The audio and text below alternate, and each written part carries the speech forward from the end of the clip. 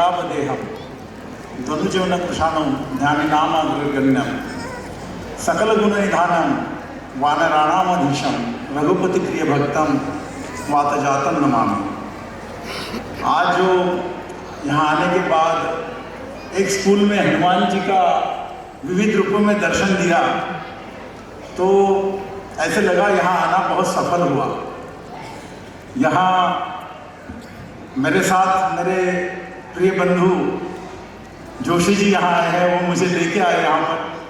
हमारी सर से मुलाकात उनके ही CIMS में हुई थी एक 2-3 दिन पहले, और पिछले 2 दिन से चल रहा था कि यहाँ आना है, और मैंने यस कह दिया।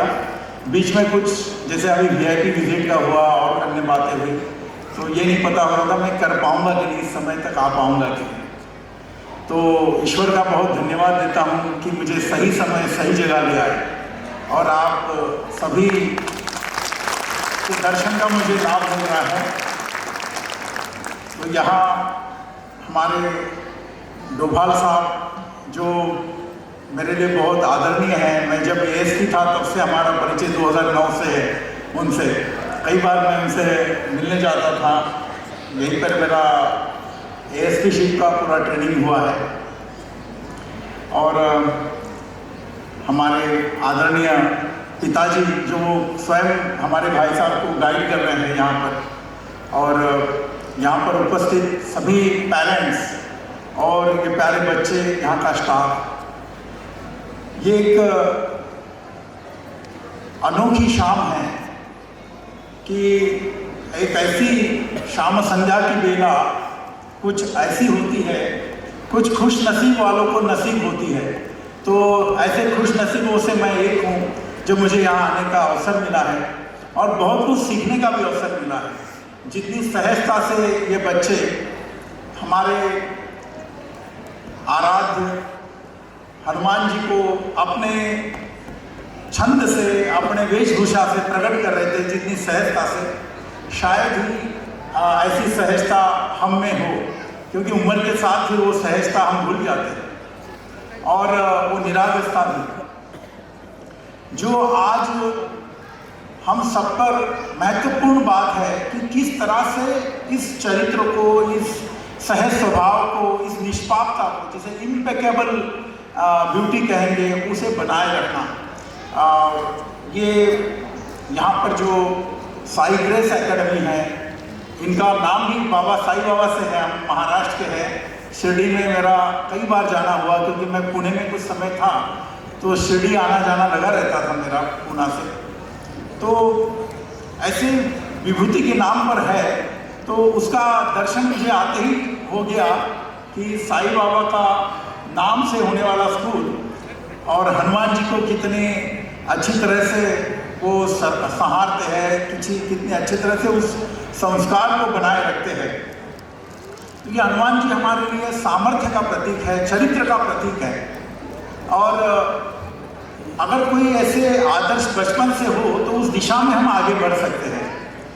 उदाहरण के लिए मैं बताऊं, हमारे चमोली जिले में मैं पोस्टेड था 2010-11 में, कुछ समय के लिए मैं गया था। तो वहाँ पर एक नंदप्रयाग से लगभग 30-40 किलोमीटर दूर नंदाकिनी नदी के किनारे जाते हुए ऊपर की तरफ एक जगह है बैराज कुंड। बैराज कुंड वो जगह है जहाँ बताते हैं कि महर्षि रावण जी ने अपने 9 सिरों की बलि दी, और 10वां अपनी बलिदान देने वाले थे, तब तक उनको रोक लिया गया। इसलिए वैराग्य से बैराज हो गया, और कुंड। तो वहाँ पर उनकी तपोस्थली है, और वहाँ वशिष्ठ जी द्वारा स्थापित शिवलिंग भी है। हमने वहाँ दर्शन किए, और सहजता से मैंने पूछा कि यहाँ जो उनकी तपोस्थली है, इसके बगल में हनुमान जी का मंदिर है। मंदिर तो जिसने तपस्या की उसका भी होना चाहिए। तो पुजारी जी ने मुझे बताया कि भक्त तो दोनों थे, रावण भी बहुत बड़े भक्त थे, हनुमान जी भी बहुत बड़े भक्त थे। बस केवल फर्क इतना ही था कि उस भक्ति के एवज में हनुमान जी ने कभी कोई ऐश्वर्य, कोई सत्ता, कुछ नहीं चाहते, वो हमेशा दास भक्ति में ही रहे और इसलिए आज उनका मंदिर है। और इसका उल्टा हम देख रहे हैं। तो ये जो चरित्र है, यही चरित्र जीवन पर्यंत और जीवन के बाद भी याद रखा जाता है। और यहाँ पर जो ये साई ग्रेस एकेडमी है, ये शिक्षा के साथ साथ किस प्रकार संस्कार देता है उसका परिचय देखकर मुझे बहुत खुशी हुई। और आने वाला समय केवल चरित्र का ही है, एथिक्स का ही है, और ऐसे ही स्कूल हो जो हमारे चरित्र का निर्माण करे।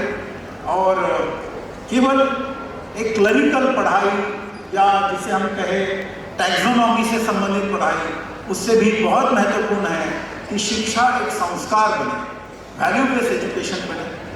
और ये तब संभव है जब हम एक्स्ट्रा करिकुलर एक्टिविटीज, जैसे अभी ये कल्चरल एक्टिविटीज़ थी, उसी प्रकार स्पोर्ट्स एक्टिविटीज़ है हमारे पास। कई तरह के स्पोर्ट्स है जिसमें हम बच्चों को अभी से रुझान दे सकते हैं। जैसे उदाहरण के लिए साइकिलिंग जैसा एक स्पोर्ट्स है जो उनको काफ़ी हद तक एक मेंटल फिटनेस भी देता है। फुटबॉल है, वॉलीबॉल है, हॉकी है, जो उन्हें टीम स्पिरिट भी देता है। क्रिकेट जैसे खेल है। तो जब ये खेल खेलेंगे तो जो इनकी आरोग्य है वो तो उत्तम रहेगा ही, लेकिन जिन हैप्पी हार्मोन्स को हम ब्रेन चाहता है कि मुझे हैप्पी रहना है, तो ये सारे happy hormones like oxytocin, like serotonin, उसका थोड़ा हम स्टडी करें तो ये खेल से, आउटडोर एक्टिविटी से अपने आप हमें प्राप्त होते हैं। और जो इस हैप्पी हार्मोन्स के साथ अपनी दिनचर्या रखते हैं, खेल कूद है, सूर्य नमस्कार, योग, प्राणायाम, ग्राउंड एक्टिविटीज, आउटडोर एक्टिविटीज, तो अपने आप उनका जो मेमोराइजेशन, जो पढ़ाई का जो फोकस है, कंसंट्रेशन है, वो बहुत अच्छा रहेगा। जिसका खेल अच्छा है उसकी पढ़ाई बहुत अच्छी होती है। ये मैंने अनुभव से सीखा है, मैं अनुभव से कह सकता हूँ, क्योंकि मैं जहाँ भी रहा, मेरे जवाहर नवोदय विद्यालय में मैं पढ़ा, हॉस्टल की पढ़ाई थी 6th स्टैंडर्ड से 12th स्टैंडर्ड तक। तो उसमें मेरे अच्छे स्पोर्ट्स में काफ़ी रुचि थी, तो उसका लाभ मुझे हुआ।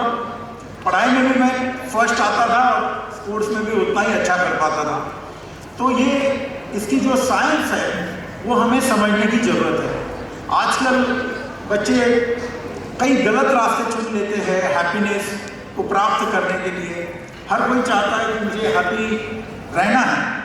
हैप्पी रहना बहुत अच्छी बात है, होना भी चाहिए, लेकिन रास्ता गलत नहीं होना चाहिए। कोई वो रास्ता किसी ड्रग्स नशा में या कहीं अलग इसमें ढूंढते हैं तो वो शॉर्टकट किसी काम का नहीं। उसका बिल्कुल सिंपल है फंडा कि हमारा ब्रेन एक केमिकल फैक्ट्री है, तरह तरह के केमिकल्स इसमें तैयार होते हैं। जैसा हम चाहे वो हैप्पीनेस के हार्मोन्स हम अपने हिसाब से, अपनी मेहनत से, ये डिसिप्लिन लाइफ से प्राप्त कर सकते हैं।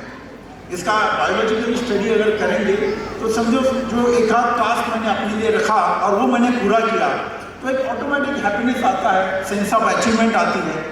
तो उस तरह का हमें ब्रेन सिग्नल देता है केमिकल सिक्रेशन से। कहीं हम भयभीत होते हैं तो उस तरह के सिक्रेशन हो जाते हैं। तो कई ऐसी साइंटिफिक स्टडीज़ ने प्रूव किया है कि हमारी जो इमोशनल इंटेलिजेंस है वो बहुत बहुत मायने रखती है। तो साई ग्रेस एकेडमी का ये जो फाउंडेशन है इनका, कि केवल एप्टीट्यूड नहीं, एक एटीट्यूड भी होना चाहिए, एक कल्चरल एक्सपोजर भी होना चाहिए, और बच्चों का एक ओवरऑल डेवलपमेंट, वर्साटिलिटी होनी चाहिए। मैं बहुत बधाई देता हूँ इस 21वें फाउंडेशन दिवस पर, और चाहूँगा कि अन्य स्कूल भी इससे सीखे कि किस तरह से अपनी संस्कृति को और संस्कार को बनाए रखना चाहिए। मैं इसी के साथ अपने शब्दों को विराम देता हूँ और पुनः मुझे यहाँ बुलाने के लिए आपका धन्यवाद देता हूँ। जय Hind. Thank you so much sir.